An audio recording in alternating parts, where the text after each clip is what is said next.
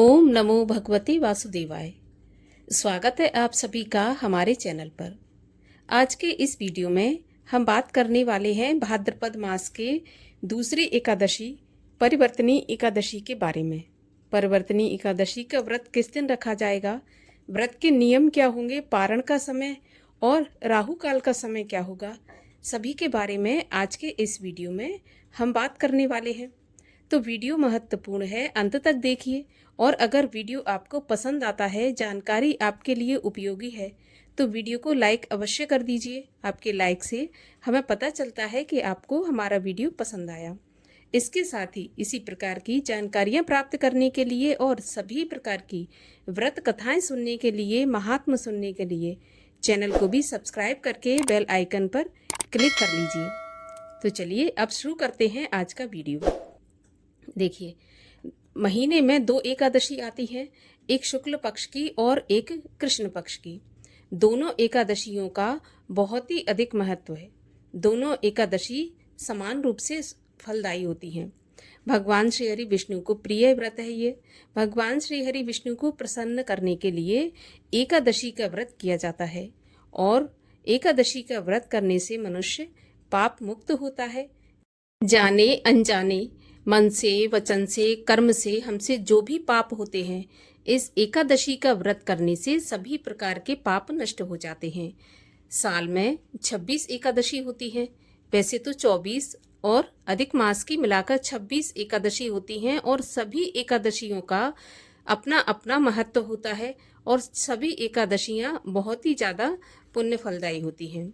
भाद्रपद मास की एकादशी परिवर्तनी एकादशी इसलिए कहलाती है क्योंकि चातुर्मास के दौरान जब भगवान श्री हरि विष्णु अपनी योग निद्रा में होते हैं, तो इसी एकादशी के दिन भगवान करवट बदलते हैं।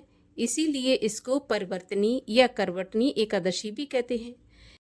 पद्मा एकादशी भी इस एकादशी को बोला जाता है। इसमें माता लक्ष्मी की पूजा का विधान भी बहुत महत्वपूर्ण बताया गया है। माता लक्ष्मी की पूजा भी इस दिन अवश्य करनी चाहिए। व्रत के नियमों के अनुसार दशमी तिथि से व्रत के नियम पालन करने होते हैं।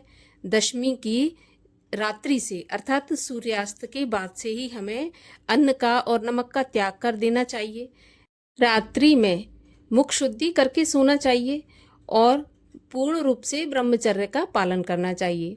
अगले दिन एकादशी के दिन ब्रह्म मुहूर्त में उठें और स्नान आदि से निवृत्त होने के बाद में सूर्य भगवान को अर्घ दें। इसके बाद भगवान नारायण की पूजा करें।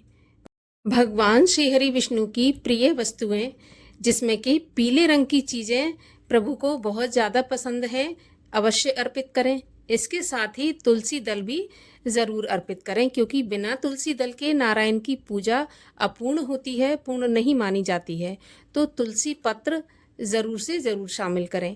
लेकिन एकादशी के दिन तुलसी पत्र तोड़े नहीं जाते हैं और ना ही तुलसी में जल अर्पित किया जाता है।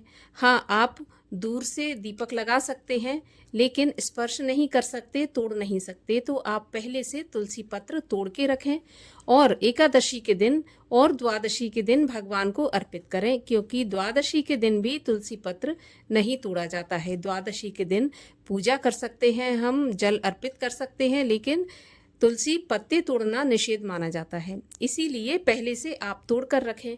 इस प्रकार से पूजन अर्चन करें।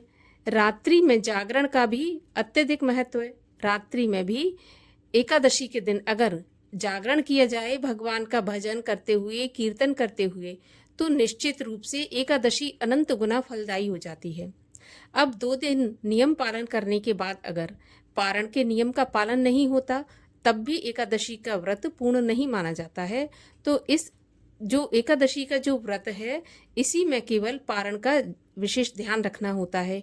तो एकादशी के व्रत में जो पारण का मुहूर्त बताया जाता है, उसी मुहूर्त के अंदर पारण कर लेना चाहिए, तभी एकादशी के व्रत का पूर्ण फल प्राप्त होता है। पारण के लिए आप जिस प्रकार से एकादशी के दिन आपने विधि विधान से भगवान की पूजा की, द्वादशी के दिन भी उसी प्रकार पूजा करें। और पारण के पहले आपको एक ब्राह्मण को भोजन कराना है। अगर ब्राह्मण को भोजन नहीं करा सकते, तो कम से कम एक ब्राह्मण के भोजन की सामग्री आपको अलग से निकाल कर रखना है, जिसको कि हम सीधा कहते हैं, जिसमें सभी प्रकार की सामग्री जैसे आटा, दाल, चावल, सब्जी और घी, जो भी आप अपनी सामर्थ्य से रखना चाहें रख सकते हैं। इसके अलावा दक्षिणा भी अवश्य रखें, क्योंकि बिना दक्षिणा के कोई भी दान पूर्ण नहीं माना जाता। इसके बाद तुलसी दल से, गंगा जल से या फिर शुद्ध एवं सात्विक भोजन से व्रत का पारण करें। ऐसा माना जाता है कि द्वादशी के दिन चावल अवश्य खाना चाहिए, तो चावल भी अवश्य शामिल करें। अगर चावल से आप पारण करना चाहते हैं और चावल नहीं बन पाते, तो कच्चा चावल खाकर भी आप व्रत का पारण कर सकते हैं। इस प्रकार से 3 दिन एकादशी के नियमों का पालन करके जब विधि विधान से व्रत किया जाता है, तो भगवान विष्णु प्रसन्न होते हैं, हमें इस लोक में सभी प्रकार के सुख देने के बाद अंत में मोक्ष की प्राप्ति भी कराते हैं। तो एकादशी के व्रत का इतना महत्व है। आइए अब आपको बताते हैं कि परिवर्तनी एकादशी का व्रत कब रखा जाएगा। तो देखिए, एकादशी तिथि प्रारंभ होगी 3 सितंबर बुधवार की सुबह 3:54 पर और एकादशी तिथि समाप्त होगी 4 सितंबर गुरुवार की सुबह 4:21 पर। तो उदया तिथि के अनुसार परिवर्तनी एकादशी का व्रत 3 सितंबर बुधवार को रखा जाएगा और इसके पारण का समय होगा 4 सितंबर गुरुवार को दोपहर में 1:36 से और 4:07 तक। इसके बीच में आप अपने व्रत का पारण करें। राहु काल का समय होगा 3 सितंबर बुधवार के दिन दोपहर में 12 बजे से और 1:30 बजे तक। राहु काल के समय की गणना अशुभ समय में होती है, इसीलिए राहु काल के समय को छोड़कर आप किसी भी समय पूजा पाठ इत्यादि, दान पुण्य और कोई भी शुभ काम या फिर नया काम कर सकते हैं। तो ये थी एकादशी के नियमों और शुभ मुहूर्त की जानकारी।